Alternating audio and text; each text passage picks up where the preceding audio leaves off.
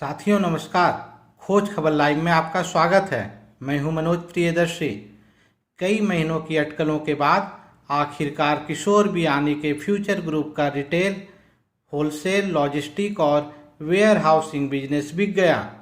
पिछले दिनों टेक्नोलॉजी और कम्युनिकेशन क्षेत्र में कई मेगा डील करने वाले मुकेश अंबानी की कंपनी ने इसे खरीदा है। रिलायंस इंडस्ट्रीज लिमिटेड की subsidiary Reliance retail ventures limited ने शनिवार को फ्यूचर ग्रुप के इन सभी बिजनेस को 24,713 करोड़ रुपए में खरीदने की डील का ऐलान कर दिया। हालांकि इसमें जो भी कंपोजिट स्कीम होगी उसे एडजस्टमेंट किया जाएगा। इसकी जानकारी रिलायंस रिटेल की डायरेक्टर ईशा अंबानी ने दी है। बिग बाजार भी फ्यूचर ग्रुप का ही है और अब इस डील के बाद बिग बाजार भी अंबानी के पास आ गया। हालांकि अभी इसकी और डिटेल आनी बाकी है। इस मेगा डील से अंबानी के रिटेल कारोबार में स्थिति और भी मजबूत हो जाएगी।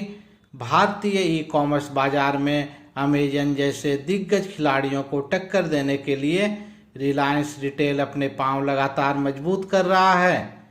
फ्यूचर ग्रुप के इन सभी कारोबार का अधिग्रहण उस स्कीम के हिस्से के रूप में किया गया है जिसमें ग्रुप की तमाम कंपनियों को मर्ज किया जाएगा। डील के मुताबिक रिटेल और होलसेल पूरी तरह से रिलायंस रिटेल और फैशन लाइफस्टाइल लिमिटेड को ट्रांसफर किया जाएगा।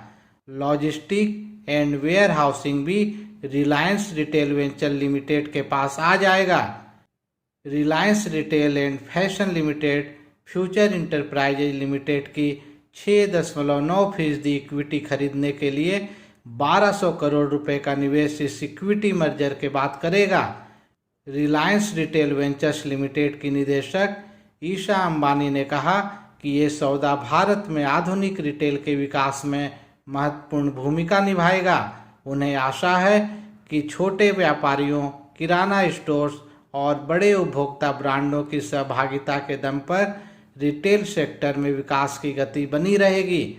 उनकी कंपनी देश भर में अपने उपभोक्ताओं को बेहतर मूल्य प्रदान करने के लिए प्रतिबद्ध है। रिलायंस इंडस्ट्रीज के मालिक मुकेश अंबानी ने रिटेल बिजनेस में 3 करोड़ किराना मालिकों और 12 करोड़ किसानों को जोड़ने का लक्ष्य रखा था। फ्यूचर समूह के खुदरा व्यापार, थोक और सप्लाई चेन व्यवसाय के अधिग्रहण से रिलायंस अपनी स्थिति काफ़ी मजबूत कर रहा है। अब उम्मीद जताई जा रही है कि इस सौदे से मुकेश अंबानी रिटेल सेक्टर में एक तरफा किंग बनकर उभरेंगे। रिलायंस रिटेल पहले से इस सेक्टर में है।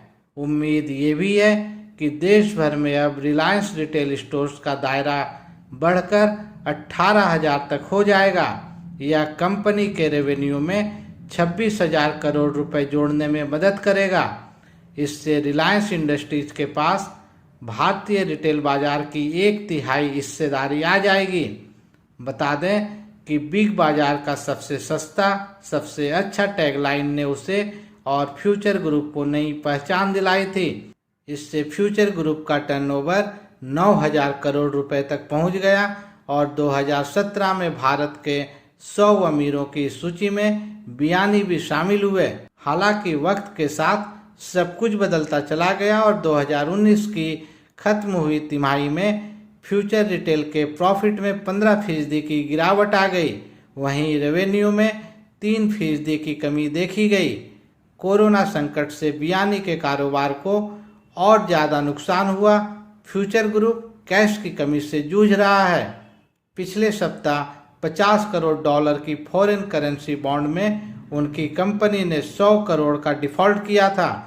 लगातार कर्ज में इजाफा के कारण रेटिंग एजेंसी इक्रा ने मार्च में बियानी की कंपनी को निगेटिव रेटिंग भी दी थी।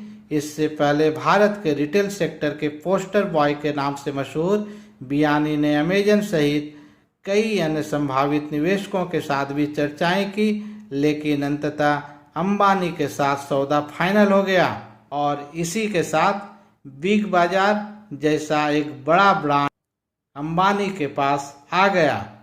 साथियों, इस सौदे पे आपकी क्या राय है? कमेंट कर जरूर बताएं।